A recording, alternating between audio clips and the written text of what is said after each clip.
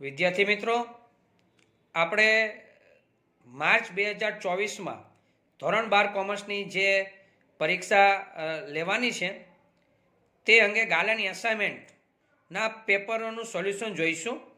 આંકડાશાસ્ત્ર વિષયની અંદર આપણે દરેક વિભાગ વાઇઝ સોલ્યુશન જોઈશું. તો ચાલો વિદ્યાર્થી મિત્રો સ્ટાર્ટ કરીએ. એક્ટિવ એજ્યુકેશનના સથવારે ગાલા અસાઇનમેન્ટ વિષય આંકડાશાસ્ત્રનું સોલ્યુશન. આજના વિડીયોની અંદર આપણે ભણીશું વિદ્યાર્થી મિત્રો ગાલા અસાઇનમેન્ટ ધોરણ 12 કોમર્સ આંકડાશાસ્ત્ર પહેલું પેપર એનો વિભાગ બી. થિયરીના બધા પ્રશ્નો હશે, ક્યાંક ને ક્યાંક નાનકડા દાખલા પણ હશે, એ પણ આપણે જોઈતા જશું.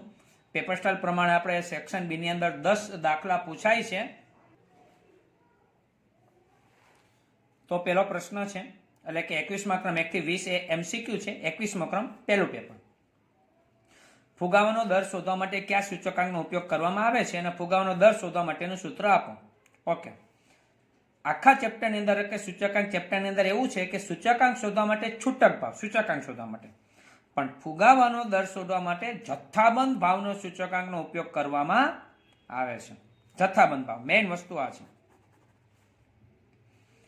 એનું સૂત્ર ચાલુ વર્ષનો જથ્થાબંધ ભાવનો સૂચકાંક, ચાલુ વર્ષનો માઇનસ અગાઉના વર્ષનો જથ્થાબંધ ભાવનો સૂચકાંક છેદમાં અગાઉના વર્ષનો જથ્થાબંધ ભાવનો સૂચકાંક. એટલે આ સૂચકાંક અહીંયા દાખલા તરીકે 2017 અહીંયા હોય તો અહીં 2016 હોય, અહીં 2016 જ હોય, અહીં 2023 હોય તો અહીં 2022 હોય ને છેદમાં 2022 હોય, અને એને ગુણ્યા 100. બીજો પ્રશ્ન, સહસંબંધની વ્યાખ્યા આપો. એટલે બીજું ચેપ્ટર છે. બે સંબંધિત યાદચ્છિક ચલ ની કિંમતમાં પ્રત્યક્ષ અથવા પરોક્ષ કારણથી એક સાથે વધઘટ થતી હોય, એક સાથે વધ કે ઘટ થતી હોય, તો તે બે ચલ વચ્ચે સહસંબંધ છે તેમ કહેવાય. બે સંબંધિત યાદચ્છિક ચલ. દાખલા તરીકે કોઈ પણ બે વસ્તુ હોય અને એના ભાવમાં વધારો કે ઘટાડો, એટલે કે બે સંબંધિત યાદચ્છિક ચલ ની કિંમતમાં પ્રત્યક્ષ અથવા પરોક્ષ રીતે અને એ એક સાથે વધઘટ થતી હોય તો તે બે ચલ વચ્ચે સહસંબંધ છે તેમ કહેવાય. 23મો પ્રશ્ન, સુરેખ નિયત સંબંધ મોડેલ જણાવો. ત્રીજું ચેપ્ટર. સુરેખ નિયત સંબંધ મોડેલ y બરાબર આલ્ફા, આ એ જેવું દેખાય છે પણ alpha plus beta x plus you સ્વરૂપનું હોય છે. જ્યાં આલ્ફા અને બીટા અચળાંકો છે, અચળાંકો એટલે કોઈ સંખ્યા છે, જ્યાં યુ એટલે ત્રુટી ચલ છે, જેને વિક્ષેપ ચલ પણ કહેવાય. ત્રુટી અથવા તો વિક્ષેપ, યુ એટલે વિક્ષેપ, જેને આપણે ઈ કે ઈ એટલે ત્રુટી આપણે શોધે ને, ત્રુટી શોધો, એ ઈ જ એટલે મોડેલની અંદર યુ કહેવાય. 24મો, સામયિક શ્રેણીનું વલણ માપવાની રીતોના નામ. ચોથું ચેપ્ટર. સામયિક શ્રેણી વલણ માપવા માટે મુખ્ય 3 રીત છે. પહેલી રીત આલેખની રીત, બીજી ન્યૂનતમ વર્ગની રીત અને ત્રીજી ચલિત સરેરાશની રીત. આલેખ એટલે કે 4.1, ન્યૂનતમ વર્ગની રીત 4.2, ચલિત સરેરાશની રીત 4.3. ઘટનાની વ્યાખ્યા આપો. બીજા ભાગનું પહેલું ચેપ્ટર સંભાવના ચેપ્ટર. યાદચ્છિક પ્રયોગના નિર્દેશ અવકાશના ઉપગણને ઘટના કહે છે. યાદચ્છિક પ્રયોગ એના નિર્દેશ અવકાશના ઉપગણને, અવકાશ છે નિર્દેશ અવકાશ, એનો કોઈ ઉપગણ હોય એને, અને તેને સામાન્ય રીતે ABC વડે અથવા તો A1 A2 3 વડે દર્શાવી શકાય છે અથવા દર્શાવાય છે. 26મો પ્રશ્ન, અસતત યાદચ્છિક ચલની વ્યાખ્યા આપો. બીજું ચેપ્ટર બીજા ભાગનું. જે યાદચ્છિક ચલ x વાસ્તવિક સંખ્યાનો ગણ r માં અથવા તો તેના ઉપગણમાં ગણી શકાય તેટલી જ કિંમતો ધારણ કરી શકતો હોય, ગણી શકાય તેટલી જ કિંમત, એમ ન ગણી શકાય તો સતત કહેવાય, અસતત ગણી ના શકાય, આટલો જ ખાલી ફેર છે. તે યાદચ્છિક ચલ x ને અસતત યાદચ્છિક ચલ કહેવામાં આવે છે.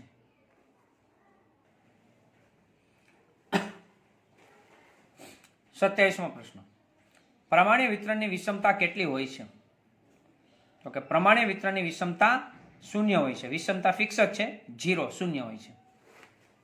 28મો પ્રશ્ન, પ્રમાણિત પ્રમાણ્ય વક્ર એ પ્રમાણિત પ્રમાણ્ય ચલની કઈ કિંમતને બંને બાજુએ સમિત હોય છે?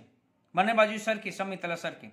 તો પ્રમાણિત પ્રમાણ્ય વક્ર z બરાબર 0. આપણે જે પ્રમાણ્ય વક્ર દોરીએ છીએ અને એનો z દોરીએ છીએ એની બંને બાજુએ સમિત હોય છે એટલે સરખી હોય છે. દાખલા તરીકે આપણે આમ દોરીએ છીએ ને પ્રમાણીય વક્ર. અહીંયા ઝેડ લખીએ છીએ, ઝેડ બરાબર 0. તો બંને બાજુએ સમિત હોય છે, એટલે કે સરખી કિંમત હોય છે. 0 નું 0.09 સામીપ્યને અંતરાલ સ્વરૂપ જણાવો. 0 નું 0.9 તો આ છે ને પેલો આંકડો એ a હોય અને આ ડેલ્ટા હોય, a અને ડેલ્ટા. તો અહીં લખ્યું છે a બરાબર 0 અને ડેલ્ટા બરાબર 0.09.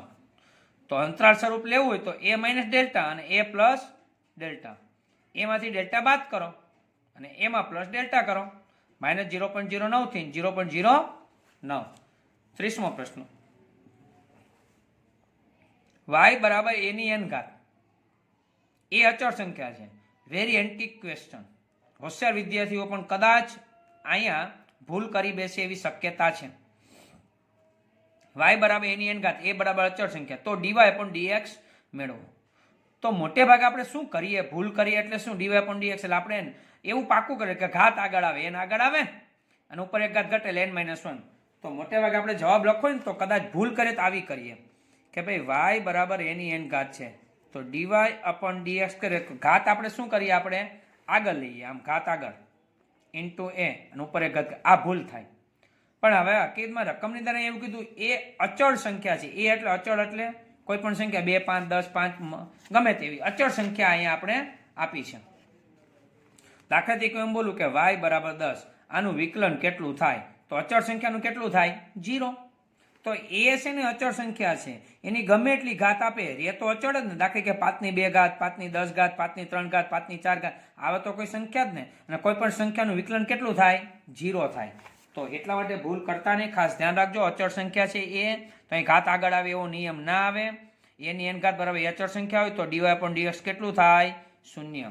તો વિદ્યાર્થી મિત્રો ખાસ કરીને વિડીયોને લાઇક, શેર, સબસ્ક્રાઇબ કરો અને આગળ મોકલો. નેક્સ્ટ વિડીયોની અંદર મળીશું. ત્યાં સુધી બધા જ વિદ્યાર્થી મિત્રોને જય સ્વામિનારાયણ.